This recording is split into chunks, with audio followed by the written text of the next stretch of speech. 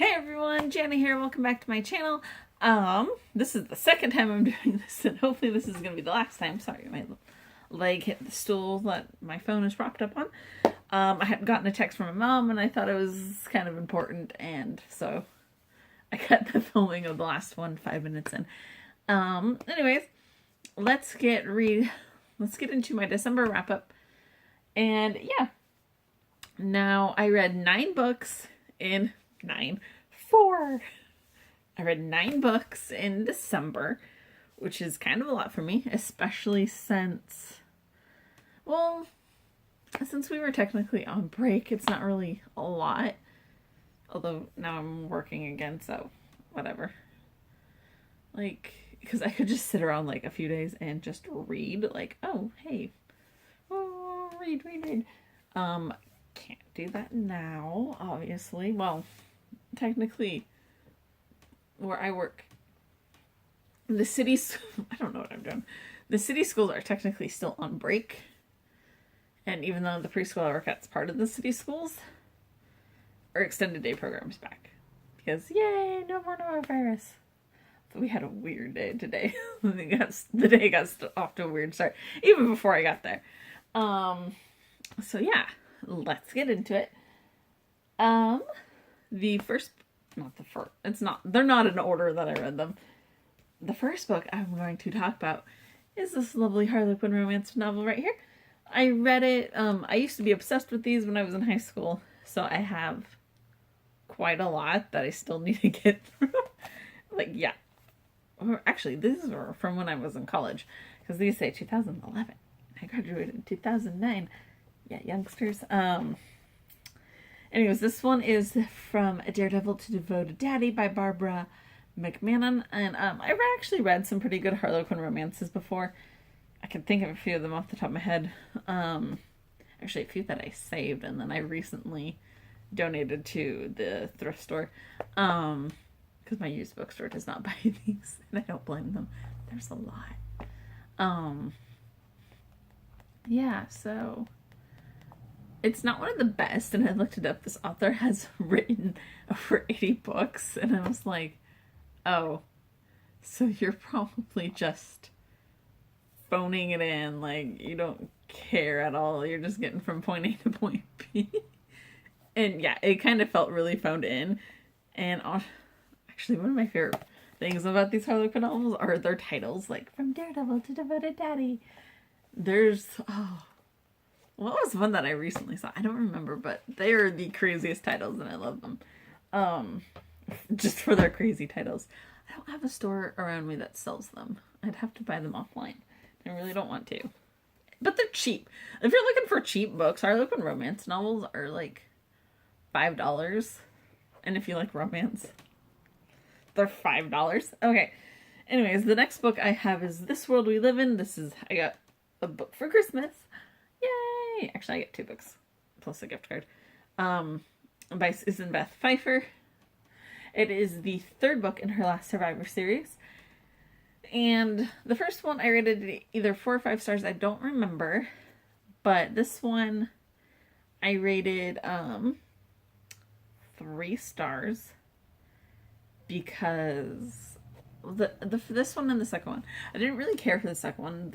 I like the idea of people surviving in an apocalyptic setting, not like, it's a dystopian novel, but not like, the government. It's like a natural disaster dystopian novel, which is, the concept is a little weird. An asteroid hits the moon and pushes it closer to Earth. Suddenly, like, lava is exploding everywhere. Ash is all over the place. The only thing I get is water levels rising because the moon controls the water levels, but I don't think the moon controls lava. Correct me if I'm wrong, but yeah. It's a weird concept, but yeah. Anyways. This is the second one, and I'm sad because I was opening the box where the other book I got for Christmas was in, and I accidentally nicked it with a, whatever it's called. Pocket knife. Not that matters. Okay, the next book I read is TTYL by Lauren Miracle. I had wanted shows how old I am. I wanted to read this when I was in high school. That's not how long I've had this book. I literally picked it up at the thrift store for like 25 cents. So I was like, oh, I've wanted to read this for a long time. Flashback to when I was in high school and Crazy Screenplays for Ice. It was a good, I mean, I rated it 3 stars because I was like, probably would have enjoyed it a lot more when I was in high school. Plus, there's a character in this book that's my name, which is like so weird. I don't know why I'm laughing. Probably because I wanted to read this book for so long. I actually did. I might pick up the others if I could find them somewhere for fairly cheap. But yeah. Okay, sorry for my random fit of giggles. Alright. Fourthly, the fourth book I read. The fourth book I read this month was A Child Called It by Dave Pletzer. This wasn't, honestly, it looks like it's from the 90s. I think it was published in 1994. I think 1995. Yeah, I'm like, this looks reminiscent of the 90s. I read this. It's a memoir. There's controversy surrounding this memoir if the child abuse depicted in this is true or not. I mean, I'm not to say if it's true or not, but there's controversy surrounding this book. I read it. I enjoyed it. I gave it 4 out of 5 stars. I actually read it in one day because it was, not entertaining, but it was a gripping story. It was a sad story, but I mean, abuse stories are sad. If you're looking to pick this up, just warnings, he goes into detail about the abuse that he suffered and it's sad, and so just a warning on that if you're looking to pick it up. It was passed on to me by a coworker at work, so yeah. And now I have to pass it on to someone else. I don't know who, but yeah. That's literally her word. She's like, pass it on to someone else when you're done. I'm like, okay.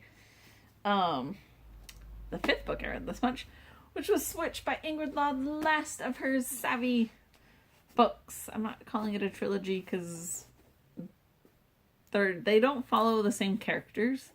So it's a companion to the first book. But like, I mean, you could read them out of order. But I mean, you do get more from it from reading the first one. And it's about a family that gets magical powers on their 13th birthday. And like, her mom has the power to be perfect. And her brother has the power to one of her brothers has the power to turn invisible. The other one creates storms. I forget what her sister does. What does her sister do? I don't remember. And her sister was the one in the first book. Anyways, this book completely tossed that notion out the window. I mean, that their powers are theirs, and that's like their power, whatever. So like, she could she could see into the future, and then because their grandmother was coming to live with them, suddenly she could stop time, and like their powers got all rearranged. Like, her mom no longer had, her mom's magic was to be perfect, and now it's like she's anything but. And it's a good read. This one also dealt with other issues such as Alzheimer's, which they called old timers in this book. Which, let me tell you, that's what I called it when I was a kid. I was like, oh, old timers. But yeah, it's a middle grade book. I actually really enjoyed this. I think I rated this highest in the series because I think this was the best one. Because not only did it go into their powers, but like, I'm air quoting it because technically in the books they're called savvies, not powers, but yeah. And really the second one wasn't the best, but like this one wrapped it up nicely, and I would like to see more in this little world, but yeah.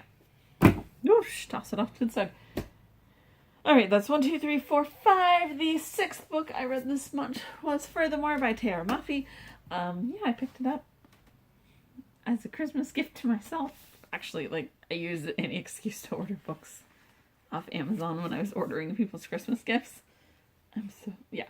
Anyways, I read this in about a day. I enjoyed it. I think I gave it 4 out of 5 stars. I don't know. I'm trying to remember why exactly I didn't give it 5 stars. Don't really remember. But yeah, I rated it 4 out of 5 stars, which is a pretty good rating. Like, I think it's a good book. It's not like, oh, it's terrible, but yeah, enjoyed it. I don't have much to say about it because everyone's read it at this point. Well, not everyone, but the next book I have is Star-Crossed by Barbara Dee. This is one of my favorite books of 2017. It's about 2 middle school girls. Their school does a play of Romeo and Juliet, and this girl here, she has a crush on this girl, and it's so sweet, it's so cute. And you can tell that the main character is bisexual, and the author's daughter herself is LGBTQIA+. I don't know exactly what. I think she's bisexual, but I'm not sure. So I'm not 100% sure, but her daughter helped her go through this because she wanted to make it as accurate as possible. The only thing is they don't explicitly use the word bisexual, but in middle school when I took place, I didn't know that word, so maybe more middle schoolers now know that word, but when I was in school, it wasn't really a common word that was heard. If you did, it was probably from high schoolers, oh, what's that? And they would tell you. That's how I learned about it, but yeah. Anyways, I lost count. 1, 2, 3, 4, 5, 6, 7, 8. Yes. I don't know anymore. The next book I read was, I finally finished up The Hammer of Thor, Magnus Chase and the Gods of Asgard, book number 2. It took me over a year to read this book, so I rated it 3 stars, which probably isn't fair. But there's a lot of life changes that happened when I read this book. I finally finished it. I read a majority of it in one day because I was only this far in. And then I read the rest of it. I mean, I thought it was good. I enjoyed it. Not much to say about it. Other than that, it took me a year to finish it, but I finally finished it. So, yay! And lastly, the last book that I read in December. Well, it's not the last book. The last book I'm going to talk about that I read in December was Foolish Hearts by Emma Mills. I got this in an Owl Crate box. I gave it a day or two, and then I picked it up and I read it, and I really enjoyed it. I have heard some people talk about how there's a romance in the story, but how the romance just seemed kind of there, and not oh, they didn't feel it or anything. But, I felt I don't know. To me, it felt like it was at a good pace. But that's just me. That's just my opinion. Yeah. So, I gave it 4 out of 5 stars. I enjoyed this book. I don't really read... honestly, this is the second book I read in a month that took place surrounding a Shakespeare play, kind of. Except the Romeo and Juliet one was literally a retelling of Romeo and Juliet.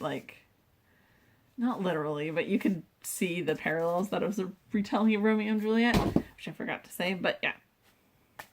That is all 9 books I read this month. I can't pick them up because I threw them on the floor and I'm too lazy to go down there and get them right now. But yeah. How many books did you guys read in December? Yeah. I'll see you guys next time. Bye.